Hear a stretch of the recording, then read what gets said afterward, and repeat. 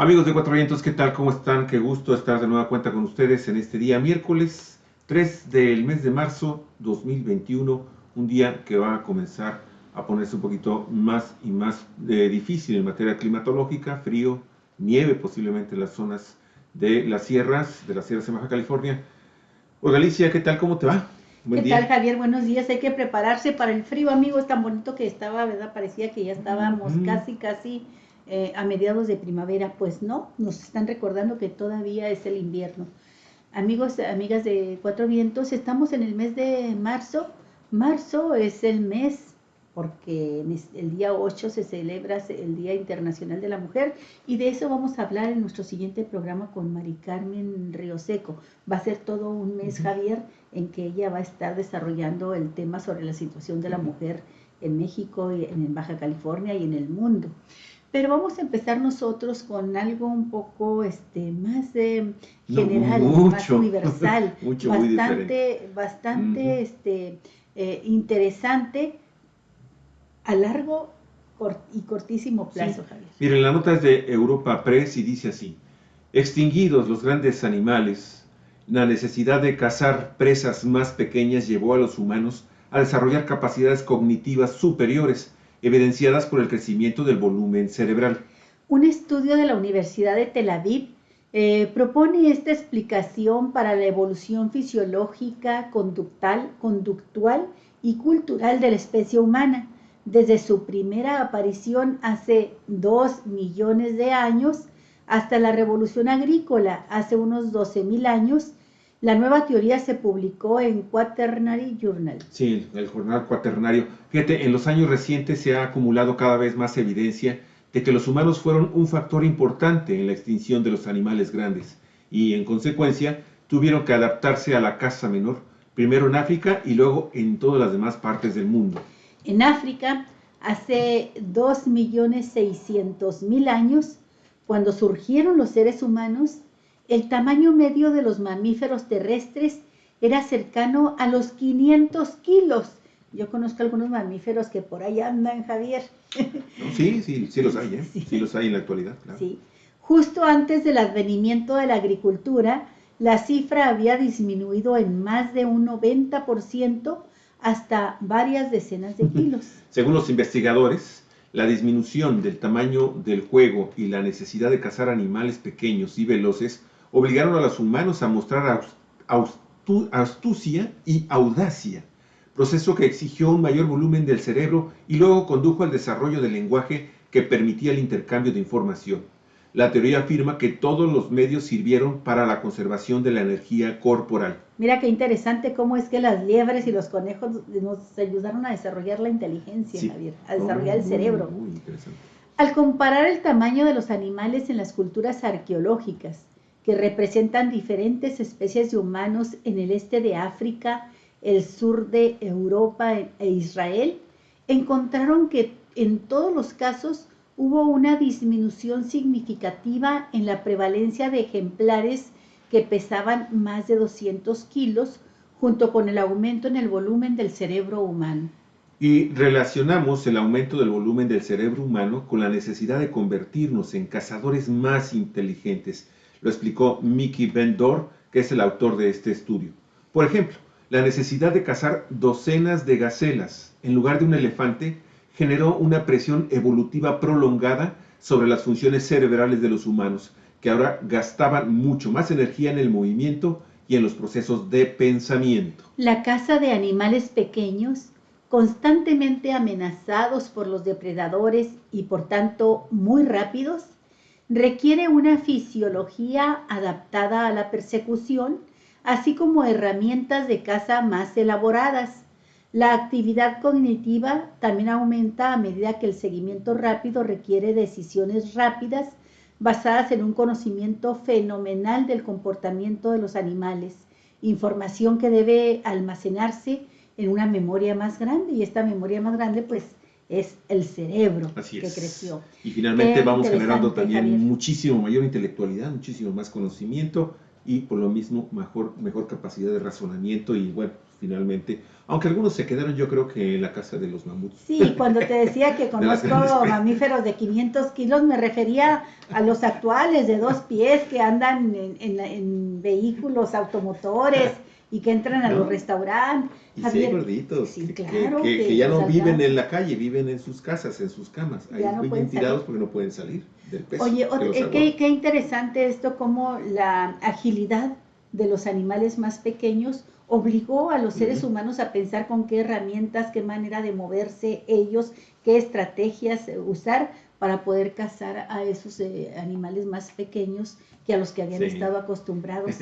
Y me recordó, Javier, una vez que me dijiste tú que cuando andabas en bicicleta, porque hacías ciclismo de montaña, sentías que la bicicleta y tener que ir manejando a velocidad, sobre todo en las competencias, sorteando obstáculos en terrenos muy accidentados, sentías tú que te ayudaba mucho para mantenerte a las vivas, muy Sí. despierto, Sí, muy sí. ágil para reaccionar.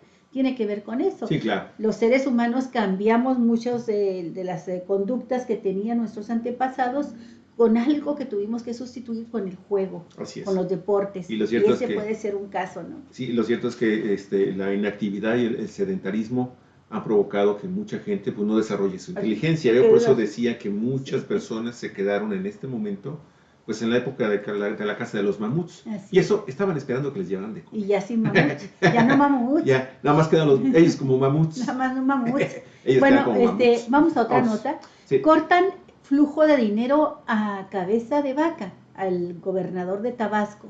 Llegan militares a rescatar aduanas. Es de la revista MX. Así es. 4 aduanas estratégicas del norte del país son administradas desde ayer por mandos militares. Los nuevos nombramientos buscan romper las redes de delincuencia organizada en las que estarían implicados funcionarios del gobierno de Tamaulipas que encabeza el panista Francisco Javier García Cabeza de Vaca. Mire, los nuevos administradores aduanales son el teniente coronel Horacio Manuel Bermúdez Valdés en la aduana de Colombia, Nuevo León, en Tamaulipas Raimundo Bautista Contreras en el cruce comercial de Nuevo Laredo, Pablo Muñoz Ramírez en Reynosa y Bernardo Añorbe Lazo en Matamoros. Horacio Duarte, titular de la Administración General de Aduanas, al entregar los nombramientos dijo que dicho personal castrense se sometió a una intensa capacitación y que los apoyará con miles y miles de millones de pesos. Hace un par de semanas, Horacio Duarte reconoció que estaban en curso indagatorias sobre traficantes de combustible vinculados a funcionarios del gobierno tamaulipeco que encabeza Francisco Cabeza de Vaca, por lo que se cree que el cambio de la aduana de Tamaulipas fue tomada para cortar los suministros de dinero ilícito que solían llegar a la mafia que presuntamente encabeza el aún gobernador de Tamaulipas. Gobernador de Tamaulipas y uno de los aspirantes a la candidatura presidencial en 2024, Javier. Con el grupo federalista. Con sí. el grupo de gobernadores de la Alianza Federalista. MX adelantó en los primeros días de este año que un diagnóstico entregado al titular de Administración General de Aduanas concluía que la corrupción en la zona fronteriza contaba con la complicidad de grupos políticos. El informe también sostenía que dichas redes no pudieron ser desmanteladas en la era de los Ricardos, es decir, los antecesores de Duarte, Ricardo Ahuel, que es el que estamos viendo en este momento, y Ricardo Peralta, y especialmente en el lapso de Peralta, quien acumuló acusaciones diversas entre el inicio del sexenio de Andrés Manuel López Obrador y el 23 de mayo del 2019, cuando saltó a subsecretario de Gobernación. Este Ricardo Peralta es el que está señalado como haberle entregado recursos, Javier, aquí a los legisladores de Baja California. Además, se ha mencionado con insistencia una investigación de la Unidad de Inteligencia Financiera que vincularía la era Peralta con el espinoso caso de Cabeza de Vaca, quien hoy enfrenta un juicio de procedencia de desafuero bajo solicitud del fiscal general de la República, Alejandro Gers Manero, quien le imputa probables delitos de delincuencia organizada, operación con recursos de procedencia ilícita y defraudación fiscal. Estando al frente del partido Morena, Alfonso Ramírez Cuellar señaló que Peralta sobornó a los magistrados del Tribunal Electoral para que aprobaran las encuestas como método de renovación de la dirigencia del partido Morena. ¡Qué barbaridad! Como director de aduanas, en tan solo 6 meses, Peralta levantó sospechas sobre su estrategia para tejer una red administrativa, colocando a sus más cercanos en aduanas claves del norte del país, como Tijuana y Mexicali.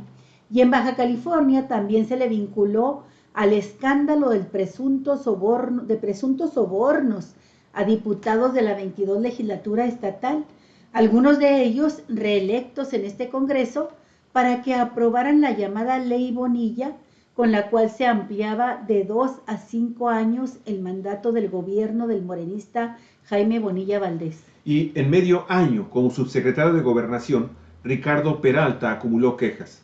La entonces jefa del sistema de administración tributaria, Margarita Ríos Fajardo, le envió un documento de 4 páginas en el que señalaba irregularidades que iban desde la publicación de boletines informativos no autorizados, la creación arbitraria de cuentas en redes sociales, una de ellas @aduanamx, la que está actualmente congelada, así como el incumplimiento de órdenes de su jefa inmediata, de Olga Sánchez Cordero, hasta mentiras sobre supuestos acuerdos hechos con el presidente Andrés Manuel López Obrador. Así se las manejaba. Qué interesante, Ricardo Javier. Peralta. Este fue el principal aliado en México de Jaime Bonilla.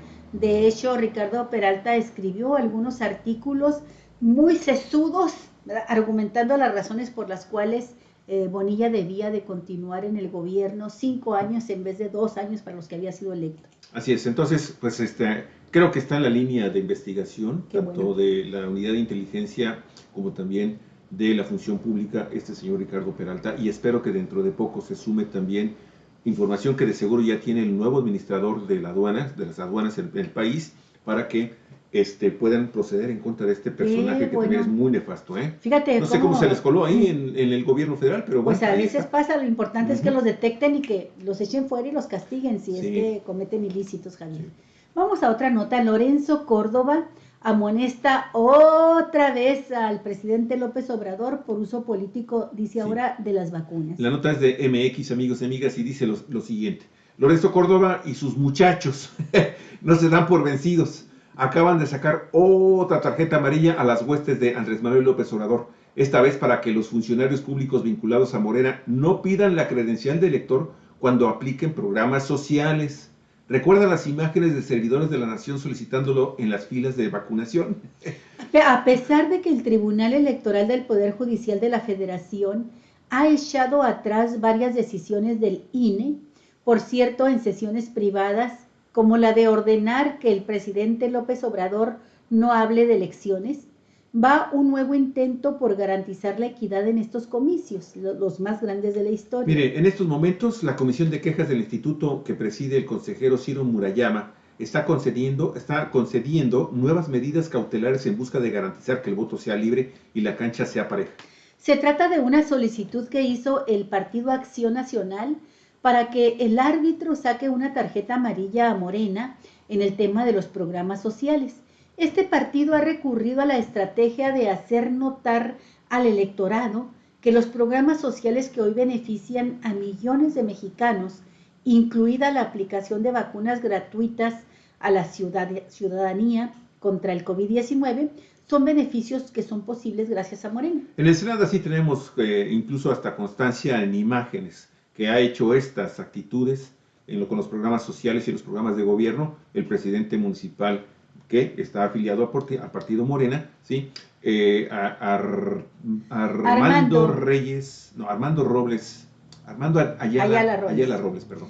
Las autoridades electorales, tanto consejeros como magistrados, han defendido en los últimos años que esto va en contra de la ley, porque el voto no se puede condicionar ni coaccionar, y menos aún aprovecharse de ello para que la contienda esté de antemano cargada a favor de quien cumple con una obligación gubernamental como son los programas sociales. De esta forma, la Comisión de Quejas del Instituto Nacional Electoral instruye con su resolución de hoy que Morena no debe relacionarse o vincularse en modo alguno con la información, operación o ejecución de programas sociales o gubernamentales. Y Olga, aquí hemos visto, de nueva cuenta señalamos a funcionarios municipales, a diputadas, a diputados cuando están en sus actividades de haciendo gestión. Campaña con el signo no de 4 vientos, sino de 4T. 4, así sí. es. Y bueno, pero rápidamente sobre este tema particular, Javier, de la credencial del Instituto Nacional Electoral.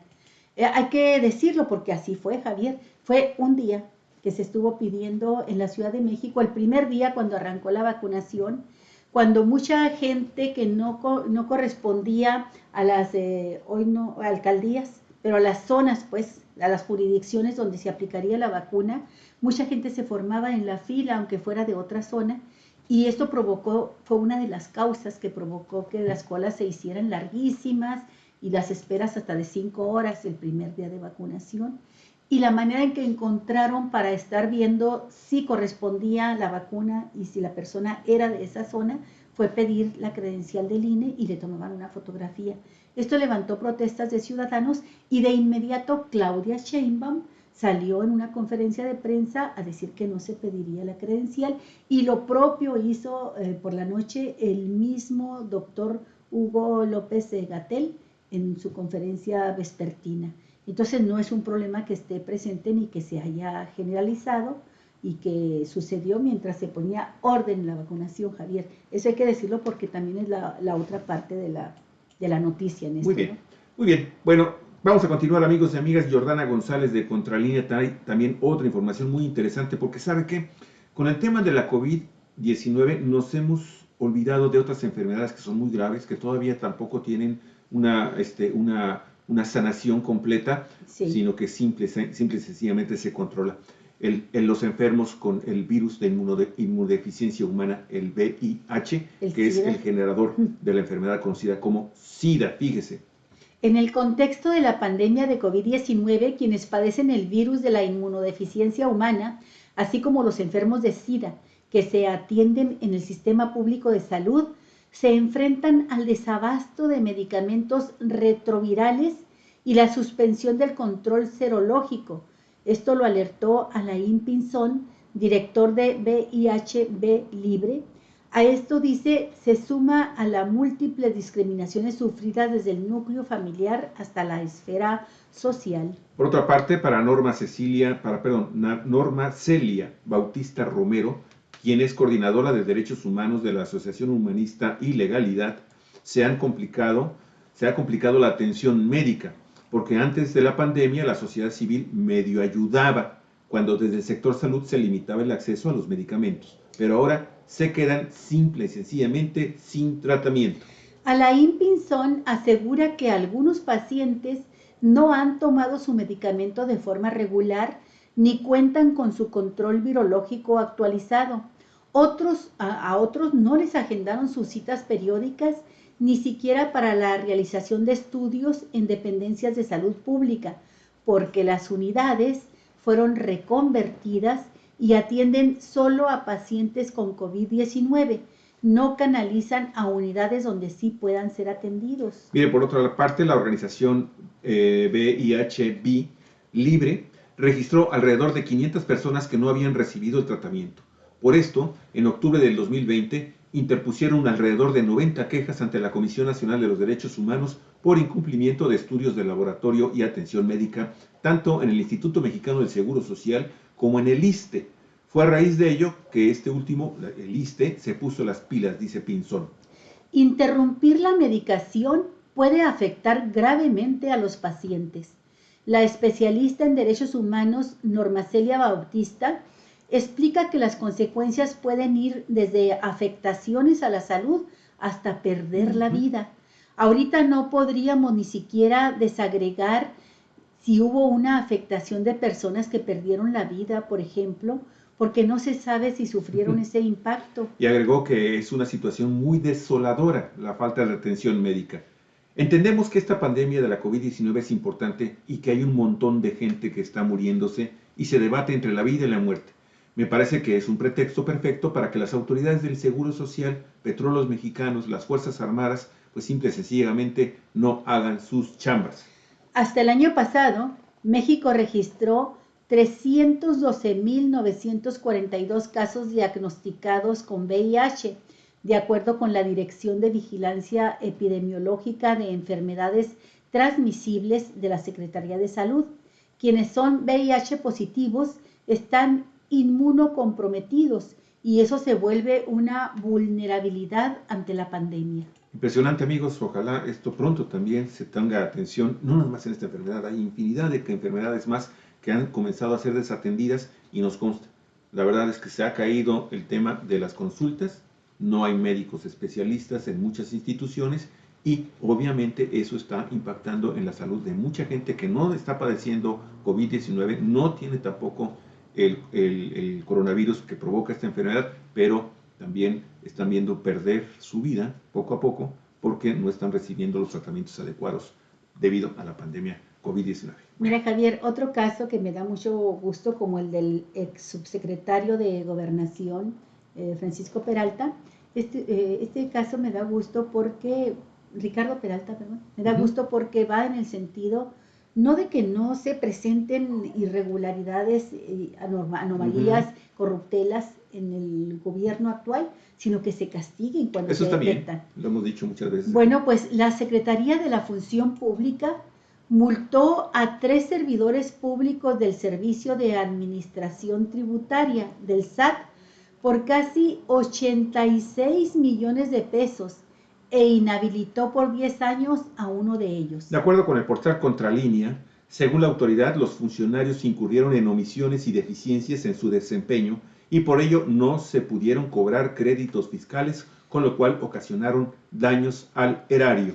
La Función Pública agregó que un primer caso, tras una cuidadosa investigación y procedimientos de responsabilidades, el órgano interno de control en el SAT sancionó con inhabilitación por 10 años y multa total por casi 57 millones de pesos a un subadministrador local jurídico, quien también obviamente fue destituido del cargo, y a una ex jefa de departamento de lo contencioso, ambos adscritos a la ahora Administración Desconcentrada Jurídica de Zapopan, Jalisco. También indicó que al dar seguimiento a una denuncia presentada por la Administración Central de Impuestos Internos del sistema SAT, esta dependencia determinó que luego de que la segunda sala de la Suprema Corte de Justicia de la Nación confirmó la deuda de una persona física, los funcionarios no realizaron las gestiones necesarias para emitir un crédito fiscal, lo que resultó en daño al erario al no poderse recuperar el monto millonario equivalente a la multa impuesta. En otro caso, aseguró la Secretaría de la Función Pública, luego de una denuncia presentada por la Administración General de Evaluación del SAT y tras la respectiva investigación y procedimiento de responsabilidades, el órgano interno de control, es decir, el organismo facultado para ello, sancionó con inhabilitación por 10 años y multa económica por 28.774.000 pesos a un ex abogado tributario adscrito a la ahora Administración Desconcentrada de Auditoría Fiscal de Chihuahua. Ya ve usted, Jalisco y Chihuahua. Pues mire, el SAT determinó que faltando a sus responsabilidades, este funcionario público realizó una indebida notificación a una empresa, lo que ocasionó que ya no se le pudiera cobrar un crédito fiscal por la cantidad señalada. La Función Pública afirmó que durante las investigaciones se respetaron los derechos de los involucrados, que originalmente incluyó a 63 funcionarios del SAT que presuntamente incurrieron en actos ilícitos como perdones fiscales y condonaciones del pago de impuestos, por lo que varios de ellos solo fueron inhabilitados. Pues se fueron sobre las cabezas. Sí, no, perfecto, perfecto. Y desde ahí se debe de comenzar a barrer, Galicia, para que los de abajo pues no se vean tentados a cometer este tipo de irregularidades. Y hay que reconocer y hay que mencionar, Galicia, hay que subrayar que con el tema del cobro de impuestos no cobrados por las pasadas administraciones y en el primer año de esta administración federal, bueno, el sistema de administración tributaria de la Secretaría de Hacienda, pues, ha logrado recuperar casi 300.000 millones de pesos. Es un dineral, es una cantidad impresionante. Además de, sí, pues es que corresponde... Muy bien, a mí me parece excelente. Estamos hablando de más de 600.000 millones de pesos que fueron condonados en los gobiernos de Calderón y Peña Nieto. nada más en Sí. esos dos Ahí gobiernos. me parecen Y sabes que los las datos. condonaciones fueron aún superiores en el gobierno de Fox. Recuerdo cuando Fox, a los pocos días de haber tomado protesta como presidente, dijo: este es un gobierno de empresarios y para los empresarios, así lo dijo, ¿no? Bueno. Y bueno, pues entró gobernando a favor de los intereses de los empresarios, así fuesen ilícitos. Mira, te cuento que Lenin Patiño de Contralínea, o la Alicia en la siguiente Sí. nota, nos da también una información que a mí, la verdad, recordar que son 5 años del asesinato hasta el momento impune de esta ambientalista Berta Cáceres, me llenó de profunda tristeza Sí, y de desilusión, indignación, mucha de impotencia. Miren, la Red Mexicana de Afectados por la Minería, REMA, exigió justicia y castigo para los autores materiales e intelectuales del asesinato de la ambientalista hondureña Berta Cáceres, ocurrida el 2 de marzo del 2016. A 5 años, esta organización REMA reiteró que el crimen de la cofundadora del Consejo Cívico de Organizaciones Populares e Indígenas de Honduras se perpetró por sus acciones para evitar el proyecto hidroeléctrico Agua Zarca, a cargo de la empresa Desarrollos Energéticos DESA en el río Hualcarque. Mire, pretendían sembrar el miedo y amedrentar y echarle miedo a la lucha, ¿no?, organizada, que han dado desde hace años en defensa de su territorio. Pretendían acallar a la organización con el uso de la violencia y de las armas, todo para imponer un proyecto hidroeléctrico sobre este río Hualcarque. Agregó que hasta el momento el pueblo originario hondureño Lenca ha imputado a 9 hombres por el crimen, 3 vinculados a la empresa DESA y 5 al ejército. Asimismo, el pasado 18 de febrero se efectuó la primera audiencia para presentación de pruebas contra David Castillo, miembro de la familia Atala Sabla, propietaria mayoritaria de la empresa. De acuerdo con la REMA, se han documentado 88 pruebas incriminatorias sobre la participación de David Castillo en la persecución, criminalización y ataques que derivaron en el asesinato de Berta Cáceres. El seguimiento de estas audiencias, añadió, se cambió para el 25 de febrero, del 25 de febrero al pasado 1 de marzo, debido a presiones de la defensa del incriminado. Su vida es un ejemplo para la población de su natal La Esperanza y continúa siendo una fuerza que acompaña al pueblo Lenca, a este pueblo Lenca, en la defensa de su territorio. Pero más aún, es un ejemplo de lucha y de claridad política para todos los pueblos indígenas y no indígenas que se unen en la defensa de sus territorios, en la defensa de la vida, indicó la Red Mexicana de Afectados por la Minería. Pues mira, un ejemplar acto de solidaridad con el pueblo hondureño, y específicamente de este pueblo nativo Lenca, para honrar la memoria de una mujer, Olga, que llegó a lograr los máximos reconocimientos a nivel internacional en materia ambientalista. Recibió el premio ambientalista similar, o lo que podría ser la contraparte de lo que son los premios Nobel de la Paz, por ejemplo, en el caso del ambientalismo. Sí. Y lo acababa de recibir cuando a los pocos meses después la asesinaron. Hay que decir que la bandera caída la levantó su hija. Así es. Y su hija continuó en esta lucha, no recuerdo de momento la hija el nombre de la hija de Berta Cáceres, pero ella es hasta la fecha líder de este movimiento y también ha denunciado fuertísimas presiones y amenazas.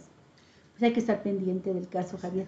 Vamos a la última nota. En plena pandemia, 11,000 mujeres atendidas por violencia en 6 meses. La Red Nacional de Refugios RNR atendió a 11,132 mujeres por violencia de género entre septiembre de 2020 y febrero de 2021, en un contexto con medidas de confinamiento por la pandemia COVID-19.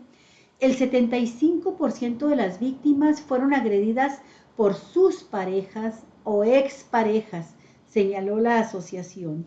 Asimismo, detalló que el 27% de los agresores tenían antecedentes penales, el 29% usaba armas de fuego y el 14% contaba con vínculos políticos o militares. Además, en los últimos 2 meses del año pasado, cada hora una mujer se comunicó para solicitar ayuda ante un acto de violencia, donde 4 de cada 100 reportaron intentos de feminicidio. Los hijos de las mujeres víctimas también sufrieron diversos tipos de agresiones, informó la RNR.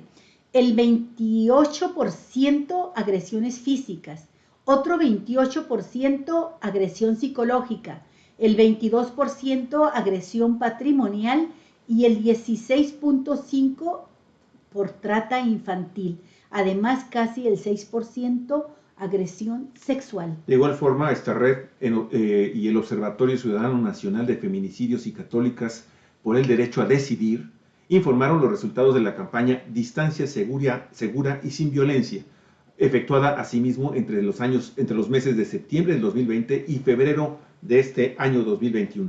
Fíjese, 530 mujeres fueron víctimas de violencia asesoradas por la vía telefónica. Híjole.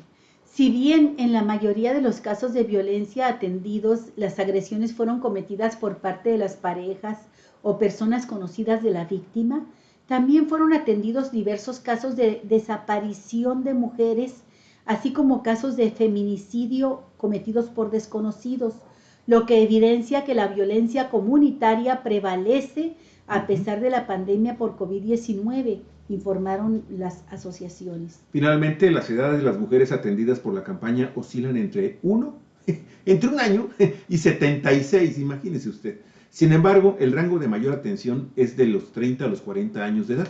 Los estados con más víctimas apoyadas son Jalisco, Chiapas y Aguascalientes. O sea, Olga, lo que está sucediendo con el caso Félix Salgado Macedonio puede tener un vínculo de carácter político electoral. Sin embargo, el problema, el enorme problema, el terrorífico problema que afrontan hora con hora las mujeres en este país, que también se da en el resto del mundo, pero bueno, enfatizamos en México, amigos y amigas, es real, ahí está, ¿sí? Y no ha descendido, sino que aparentemente sucede que las mujeres también ya dijeron, ya basta, voy a denunciarlo, y porque estamos viendo el impacto de las campañas de las feministas que están recorriendo el planeta, exigiendo lo que les corresponde, el derecho a los más elementales bienes y los más elementales derechos humanos, ¿sí?, que les corresponde. Así la integridad física, la vida misma. Muy interesante esta información. Javier, qué bueno que cerraste con este tema y estos comentarios porque nos dan pie para decirles que enseguidita,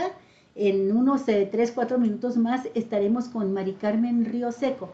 Ella es feminista de Baja California, colaboradora de Cuatro Vientos, y dará su información, el tema que ha preparado con motivo del Día Internacional de la Mujer que se conmemora hasta la próxima semana, pero ella ha decidido que todo este mes sus colaboraciones estarán dedicadas a ello, a la situación de las mujeres en el contexto del Día Internacional de la Mujer. Así es, y esto, Olga Alicia, adicionado con una información que hoy está resaltándose a nivel nacional, porque los votos de Morena, el Partido del Trabajo, Verde Ecologista y del Partido de la Revolución Democrática ayudaron al PRI, fíjese usted, y al PAN a frenar la despenalización del aborto en México. En Quintana Roo, ¿no? Fue donde se dio esta... Así es, este asunto se está poniendo muy interesante, muy tremendo esto que está sucediendo.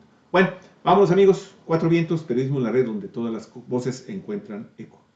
Cuídense mucho y nos vemos en un ratito más. En un ratito más.